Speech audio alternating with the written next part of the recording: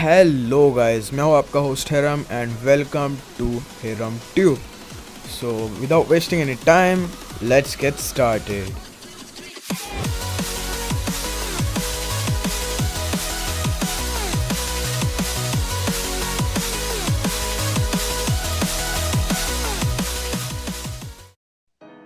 Hello guys, welcome to a new podcast. My name is Aram. So without wasting any time, let's get started. So सबसे पहले हम लोग बात करने वाले एनिमे रिलेटेड स्टफ. So सबसे पहले let's introduce. So let's start with Shriraj. Hello guys, my name is Shriraj. I have been watching anime for over 2.5 to 3 years now. I have watched over 200 anime. Well, that's all, folks. Thank you. Okay, so let's start. Jerin. Hello guys, my name is Jerin. मैं anime around 5 साल पहले से देख रहा हूँ। मतलब 5 साल पहले जब 11th में हुआ करता था तब एनिमे देखता था मैं। तो उसके बाद अभी तक देखते आ रहा हूँ, नॉट सारे, और एंजॉय करता हूँ रियली एनिमे देखना। Okay, so Yash. Hello guys, my name is Yash. In first year of my engineering, and it's 1 year 12 में start किया था मैंने, और at least 30-40 तो हो चुके हैं मेरे। So that's all. ओके, सो मैं मेरा इंट्रो दे देता हूँ। मेरा नाम है हेरम और मैं एनिमे पिछले 3 साल से देख रहा हूँ। और या that's it. So let's start. So पहला टॉपिक है हमारा स्टोरी लाइन। तो अपनी सबसे पहले स्टार्ट करते हैं श्रीराज की तरफ से। तो अपनी स्टोरी बताओ कि तुम एनिमे में कैसे आए, मतलब एनिमे कैसे तुमने देखना चालू किया। मैंने एनिमे 3 साल पहले जब मेरी 10th की बोर्ड एग्जाम्स खत्म हो गई थी ना, तब शुरू किया था। I started with dragon ball and completed the whole Dragon Ball series within a week, like till Super, Dragon Ball Super. And after that, I just was startled by it. I then finished Death Note, One Punch Man, and rest is history. I have been watching anime for 3 years, as I said earlier. I have watched 200 anime. So yeah, anime has different feel to it. That's what I feel कि anime Hindi movies, English movies से कुछ बेहतर करता है, कुछ अलग करता है। वही यस, हाँ यस। पर आप मतलब तुम एनिमे में कैसे आए, तुम्हें एनिमे पता कैसे चला कि ये एनिमे क्या होता है वगैरह। मेरा एक दोस्त था, वो ओटाकू था, मतलब वो गेमिंग और एनिमे में बहुत एंग्रोस्ड था। तो 2 साल पहले उसने मुझे वन पीस, ड्रैगन बॉल पूरी सीरीज दे दी। तो तब से ही मेरा तो शुरू ही हो गया। Okay, nice. So Jerin. Yes, so जब एनिमे स्टार्ट करने के लिए मुझे कोई फ्रेंड्स का इन्वॉल्वमेंट नहीं था उतना। मतलब जब मैं 11th में था, इट वाज 2015 की बात है। 11th में जब मैं था तो ऐसे ही कार्टून्स देखने का शौक हुआ करता था, शिनचैन वगैरह देखता था। तो एक दिन ऐसे ही चैनल सर्फ करते करते, जो मेरे यूजुअल चैनल्स थे, हंगामा हो गया, पोगो हो गया, उन सब पे जो कार्टून्स थे वो उतने अच्छे नहीं थे, मतलब मन नहीं कर रहा था देखने का। तो ऐसे सर्फ करते करते तुम लोग को अगर याद होगा तो एनिमैक्स करके एक चैनल हुआ करता था बहुत पहले, याद है क्या? यस। हाँ हाँ। वहां से एनिमे देखना मैंने स्टार्ट किया। मैं ऐसे ही सर्फ कर रहा था तो मैं बोला ठीक है यार, देख लेते क्या है एनिमैक्स पे। मतलब इतने दिन से है ये चैनल, कोई देखता तो है नहीं, चलो देख लेते एक बार। तो देख लिया। तो सबसे पहला एनिमे उस पे देखा मैंने, बाकाइन टेस्ट। तुमने देखा है बाकाइन टेस्ट? हाँ देखा है ना। हाँ तो देखा वो है। मतलब वो एपिसोड यार, मतलब तीसरा या चौथा एपिसोड था, मेरे को याद नहीं एग्जैक्टली। उनके वो ऑरेंज वाले डब्बे थे, ऑरेंजेस के डब्बे मिले थे क्लासरूम के लिए उनको, वो वाला एपिसोड चल रहा था। तो वो मतलब मेरे को इतना फैसिनेट, वहां से फिर मैंने स्टार्ट किया एनीमे देखना। बट 11th के बाद फिर 12th वगैरह में बोर्ड एग्जाम्स थे, सीईटी के एग्जाम्स थे, तो उसमें एनीमे देखना उतना हुआ नहीं। उसके बाद फिर इंजीनियरिंग में आने के बाद सेकेंड ईयर में मैंने नारुतो देखा। नारुतो देखने के बाद भाई जो क्रेज चढ़ा मेरे को एनिमे का, मैं नहीं बताऊं, मैं बता नहीं सकता क्या क्रेज चढ़ा। वो इतने सारे एनिमे देखे मैंने नॉन स्टॉप, मतलब पिछले 3 साल में इतने सारे एनिमे देख। मेरा 119, आज मैंने मेरा 119th एनिमे खत्म किया। हाई स्कोर गर्ल देख रहा था मैं, आज अभी जस्ट 10 मिनट पहले खत्म हो गया वो anime. So that's how I started watching anime. Okay, so तुम्हारा फेवरेट एनिमे कौन सा है? तुमने इतना 190 एनिमेस देखे, तो तुम्हारा फेवरेट एनिमे कौन सा है? फेवरेट मैं अगर तुमको बोलूंगा तो मूवी है किमी नो नावा। मतलब यार वो मूवी मैंने इतने बार देखी है, 17 से 18 वो मूवी देखी है, बट कभी बोर नहीं होता है। वो उन मूवीज में से एक है कि जो कभी मतलब कितने बार भी देख सकता हूँ मैं, बट मेरे को बोर नहीं होती वो मूवी। और अगर एनिमे सीरीज की बात करें तो नारुतो, मतलब उसकी जो प्लॉट जो है, उसका स्टोरी लाइन जो है, मतलब यार वो किशिमोटो सेंसेई को ऐसा सैल्यूट करने का मन करता है कि यार तूने क्या लिखा है वो। ओके, तो तुम व्यूअर्स को कौन सा एनिमे रेकमेंड करोगे? अगर तुम स्टार्ट के लिए तो नारुतो बोलूंगा मैं, बट कैसा थोड़ा लंबा जाता है वो, तो कभी कभी कुछ लोग लंबे एनिमेस देख के गिव अप कर देते हैं। तो स्टार्ट के लिए तुम छोटे एनिमे से स्टार्ट करो। मैं तो बाका एंड टेस्ट ही सजेस्ट करूंगा, कॉमेडी एनिमे था, मेरे को मजा आया देख के। वहां से फिर लोग थोड़ा इंटरेस्ट कैच करते, फिर धीरे धीरे करके देखेंगे और एनिमेस। ओके, सो यश अब तुम्हारी बारी। एनिमे तो मैं बचपन से देखता था, but पता नहीं था सही कि वो बात। एनिमे सभी का ऐसा ही है। तो मैंने तो ड्रैगन बॉल से स्टार्ट किया था, मैंने लास्ट ईयर ड्रैगन बॉल से स्टार्ट किया था। पर तब पूरा मैंने कंप्लीट किया, तब मुझे पता चला कि एनिमे मतलब एनिमे एक अलग चीज़ होती है और एक इंडियन कार्टून अलग चीज़ होती है ऐसा।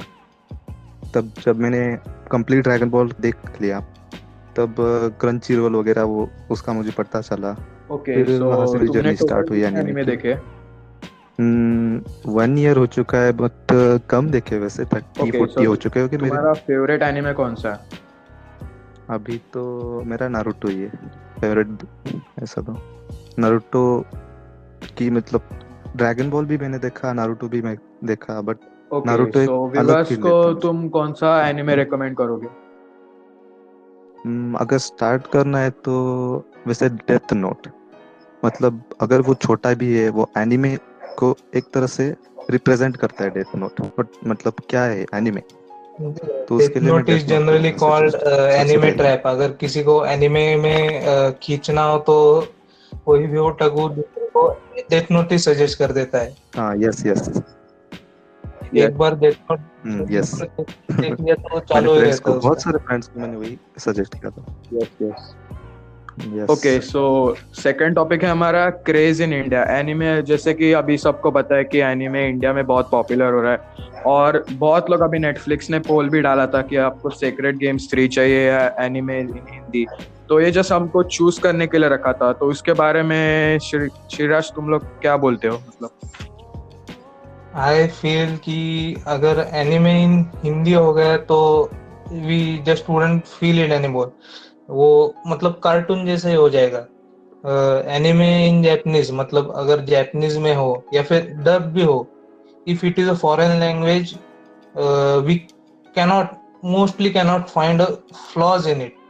सो अगर वॉइस एक्टिंग में फ्लॉ हो या फिर वैसे कोई भी फ्लॉ हो तो हमें पता भी नहीं चल जाता, हम इग्नोर कर देते हैं and we just get the feels from it.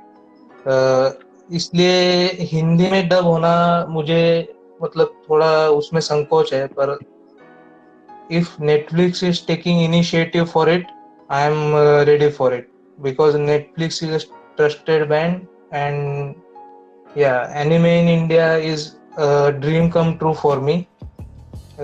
मैंने मतलब 3 महीने पहले टेंकिनो को थिएटर में देखी थी। Yes. Watching anime movie in theater, that was like a real dream come true for me.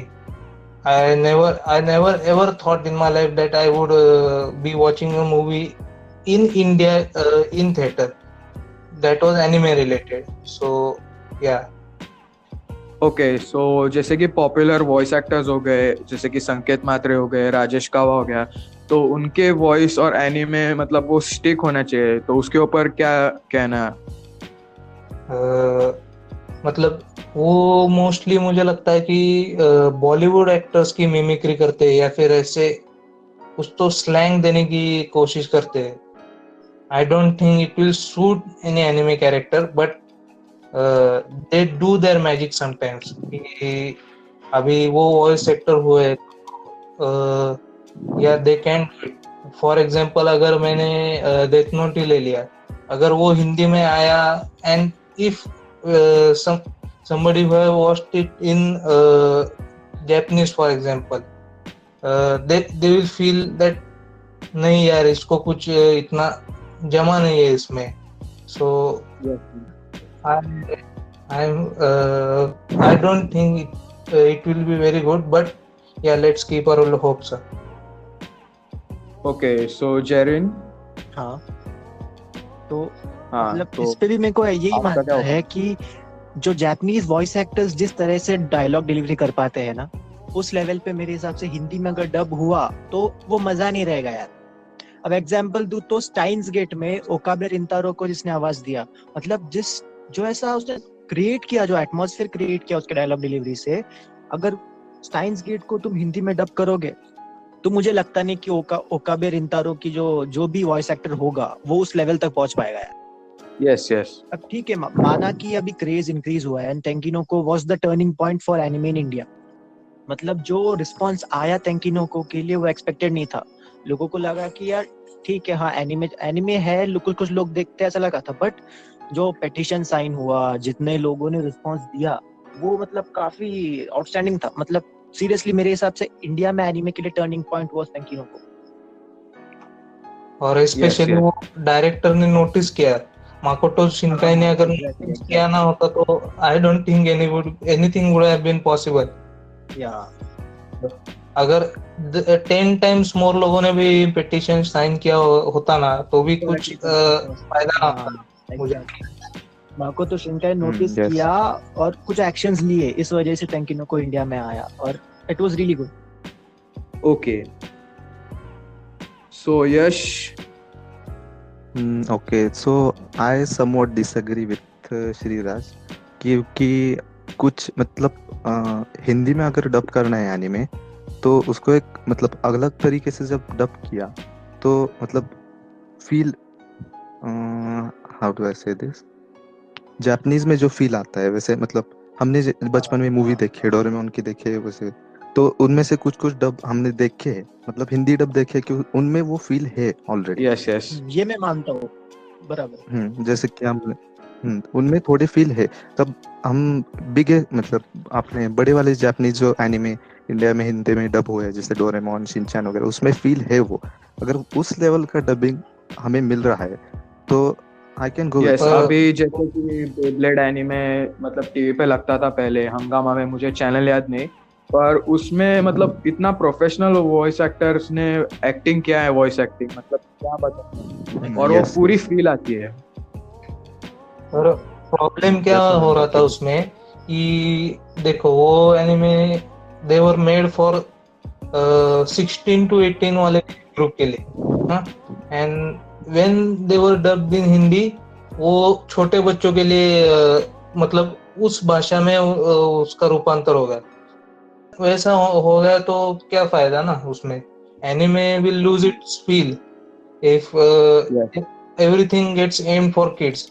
If मतलब डेथ नोट जैसे एनिमे को if you aim it towards kid then I don't think it will do justice to it.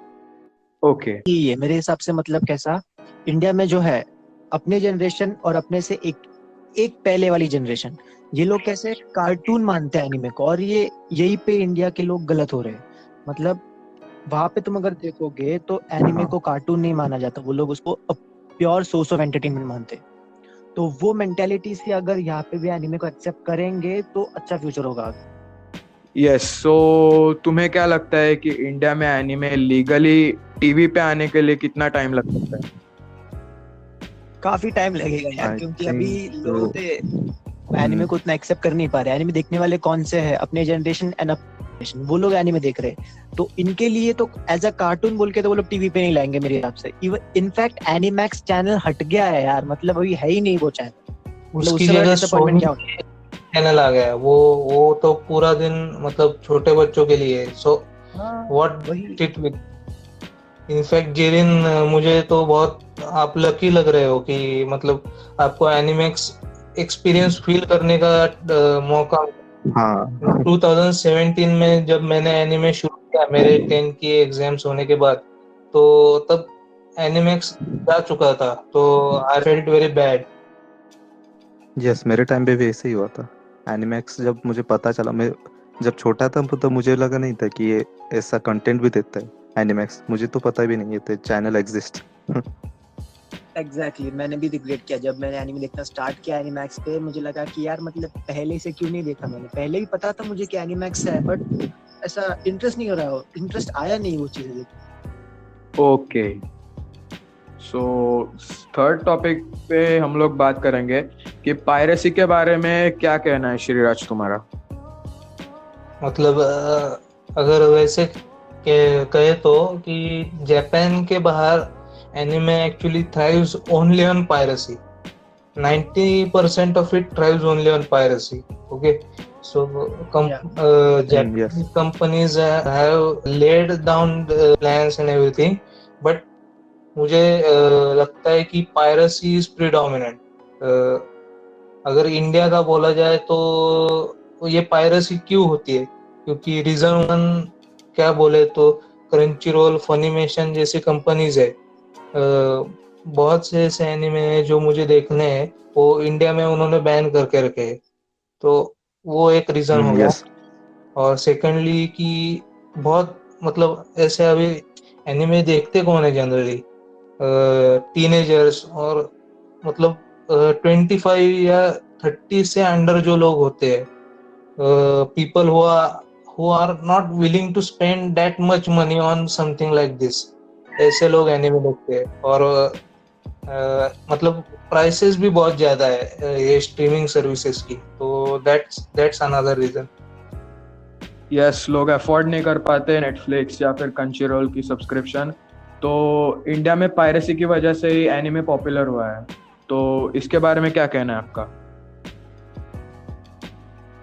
या तो मेरे हिसाब से जो श्रीराज कह रहा था वो सही था. इंडिया में एनिमे देखने वाले मोस्टली टीनेजर्स है. अब टीनेजर्स जो है इनके पास एक तो ज्यादा पैसे होते नहीं, अगर हुए तो भी ये लोग स्ट्रीमिंग सर्विसेज लेने के लिए खर्च नहीं करेंगे. तो यहाँ पे आती है पायरेसी. मेनली एनिमे तो इंडिया में पायरेसी से ही सर्वाइव कर रहा है. बट रिसेंटली नेटफ्लिक्स पर बहुत सारे एनिमेज आए हैं, तो due to that I guess कि पायरेसी थोड़ी कम हो सकती है. क्योंकि रिसेंटली जब से नेटफ्लिक्स पे एनिमे आए हैं, मैंने यहाँ वहां से वेबसाइट से एनिमे डाउनलोड करना बंद कर रहा हूँ. So that was a really good point. Yes yes, अभी डेथ नोट ट्रेंड कर रहा था अभी नेटफ्लिक्स पे. वही तो नेटफ्लिक्स वालों ने मतलब अच्छा काम किया है.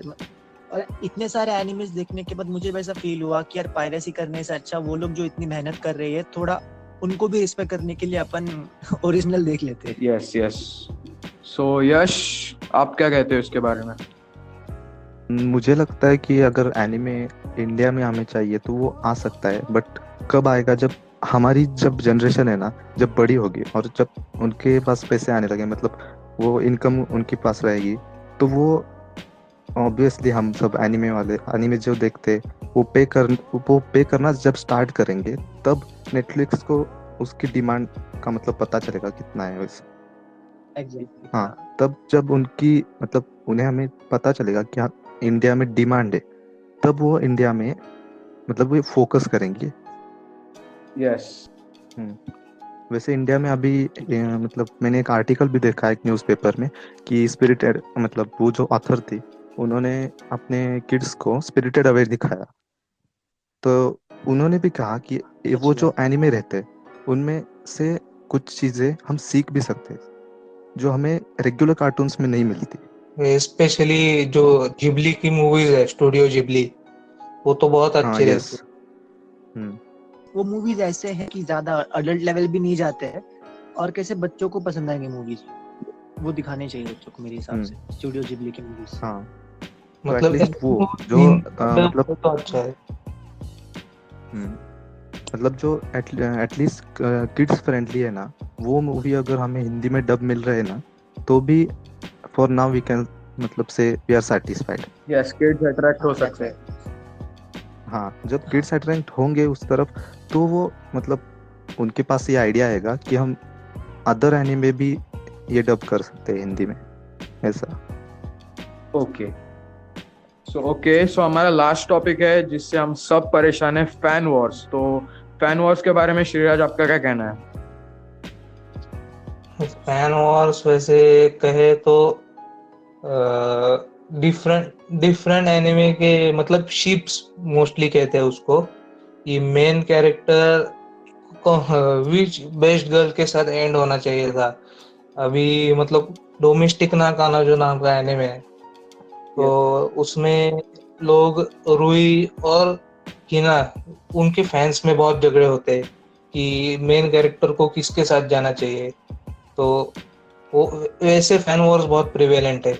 और सेकंडली और क्या कह सकते हैं कि पावर लेवल वाले फैन वॉर्स, अभी मैंने बहुत डिबेट्स में हिस्सा भी लिया है और देखी भी है कि नरूटो के कैरेक्टर्स की मादारा ज्यादा पावरफुल था या हाशिरामा सेंजू। वो बहुत ऐसे डिबेट्स है। ड्रैगन बॉल में दूसरे बहुत पावर लेवल्स है। बहुत बहुत चीज है ऐसी फैन वॉर्स होने के लिए। यस, अभी इंडिया में फैन वॉर्स बहुत चलते हैं, जैसे कि हो गए नारुतो फैंस हो गए और एमएचए फैंस हो गए।